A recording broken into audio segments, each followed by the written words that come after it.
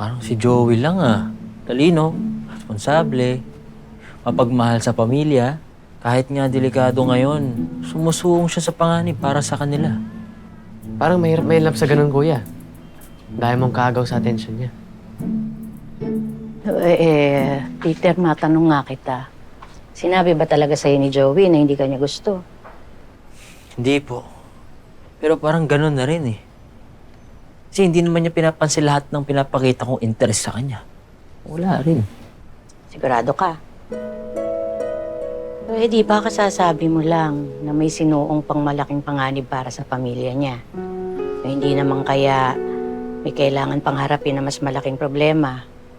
Kaya wala muna siyang panahon para sa ibang bagay. Kaya ito kayong dalawa, makinig kayo. Lagi-lagi niyong tatandaan na ang taong tunay na nagmamahal, hinding-hindi mapapagod kailanman maghintay.